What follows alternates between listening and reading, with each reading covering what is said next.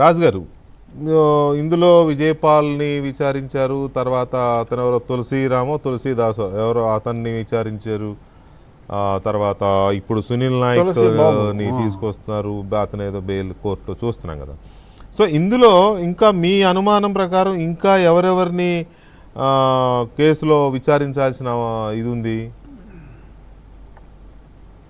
ఇప్పుడు ఖచ్చితంగా ముందు సునీల్ కుమార్ని పూర్తి స్థాయిలో విచారణ చేయాలి. ఎందుకంటే 164 స్టేట్మెంట్స్ అన్నీ చాలా స్పష్టంగా ఉన్నాయి. అతన్ని విచారించిన తర్వాత ఖచ్చితంగా మరి అతను మాట్లాడిన దాన్ని బట్టి జగన్మోహన్ రెడ్డి ప్రోద్బలం లేకుండానే అతను ఇవన్నీ చేసుంటాడా అనేది నాకు అనుమానం. పొలిటికల్ బాసుల ఇది పాత్ర.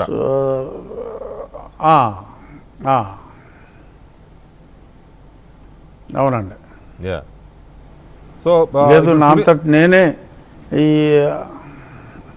నేనే తలడిల్లిపోయి ఇదంతా చేశానని చెప్పి మరి అతను అంటాడా? జగన్మోహన్ రెడ్డికి నాకు ఎటువంటి సంబంధం లేదని అంటాడా? ఉందని నిజం చెప్తాడా అనేది అది చూడాలి. ఇప్పుడు సునీల్ కుమార్ గారు ఇందులో A1, A2, A3 ఇప్పుడు మీరు చెప్పిన దాని ప్రకారం సునీల్ నాయక్ నంబర్ ఎంత, సునీల్ కుమార్ గారి నంబర్ ఎంత? సునీల్ కుమార్ నంబరు A1 అండి. పివి సునీల్ కుమార్ గారిది పివి సునీల్ కుమార్ A1. ఎందుకంటే అతను ముఖ్య పాత్రధారి, మొత్తం అంతా నడిపించింది అంతా మెయిన్ కథానాయకుడు అతనే. కాబట్టి అతను అప్పట్లో ఉన్న కొంచెం ఇంటెలిజెన్స్లో డైరెక్ట్గా ఉన్నా లేకపోయినా ఇంటెలిజెన్స్ వ్యవహారాలు అన్నీ చూసే మన సీతారామాంజనేయులు గారు ఆయన A2, Jaganmohan Reddy A3, Vijaypal A4. ఆ తర్వాత సబ్సిక్వెంట్గా ఈ సునీల్ నాయక్ అన్న అతను ఈ 164 స్టేట్మెంట్స్ అన్నీ వచ్చిన తర్వాత ఆ స్పాట్లో చాలా కీలక పాత్ర పోషించిన వ్యక్తిగా సునీల్ కుమార్ నాయక్ని సాక్షులు చెప్పిన వివరాలను బట్టి అతన్ని అక్యూజ్డ్గా ఆ తర్వాత A6గా అతన్ని చేర్చడం జరిగిందండి. ఈ మొత్తం లిస్టులో ఎవరైనా డైరెక్ట్గానో ఇండైరెక్ట్గానో మధ్యవర్తుల ద్వారానో ఏదో రకంగా రాజుగారు మమ్మల్ని వదిలేయండి, జరిగిపోయింది, మేము కావాలని చేయలేదు అని ఎవరైనా బతిమాలుకోవడం లేదా రాజీ ప్రయత్నాలకు శరణు అంటారు కదా, అట్లా ఏమైనా జరిగాయా? జరిగాయి. అది మనం పేర్లు మీడియాలో చెప్పలేం. జరిగాయి, ఖచ్చితంగా జరిగాయి. అంటే అధికారులా లేకపోతే నాన్న ఆఫీసర్సా? లేదు, అధికారులే.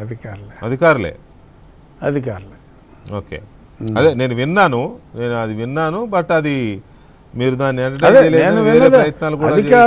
అధికారి వేరే వాళ్ళ అధికారి చెప్పింది కూడా ఏంటంటే ఏ అధికారో, ఇక్కడ 3-4 అధికారులు ఉన్నారు కదా, ఏ అధికారో నేను చెప్పకూడదు, కానీ అధికారి మాటగా నాకు వచ్చింది ఏంటంటే అసలు అతను ఇవాళ రాజుగారు బతుకున్నాడంటేనే దానికి కారణం నేను, కనీసం చంపకుండా వదిలేసేమో అన్న గ్రాటిట్యూడ్ అన్నా ఉండాలి కదా అని కూడా చెప్పడం జరిగింది.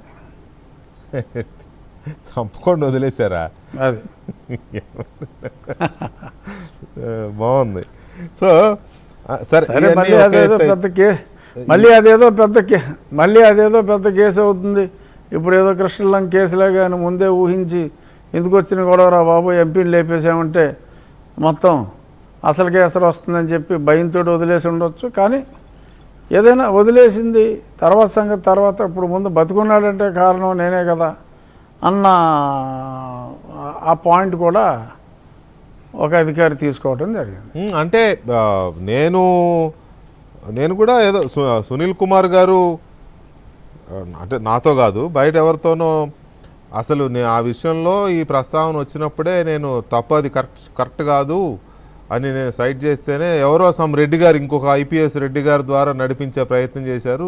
ఇదని ఆయన ఏదో దాన్ని తనకు సంబంధం లేదు అని చెప్పుకునే ప్రయత్నం చేసినట్టుగా నేను విన్నాను. ఎవరు థర్డ్ పర్సన్ చెప్తా ఉంటారు కదా. సో ఎనీవే అది ఒక ఆస్పెక్ట్ అనుకోండి. ఇప్పుడు మీరేమో అసలు సునీల్ కుమారే కీలకం అని మీరు అంటున్నారు. ఆయన ఏదో లేటెస్ట్ ట్వీట్ చూశాను, నిన్న ఇవాళ చూశాను ఆయన ట్వీట్. తన మీద తన పైన దుష్ప్రచారం, తన పరువు నష్టం కలిగించే విధంగా ప్రచారం చేస్తున్నారు ఆయన భార్య గారు, అలాగే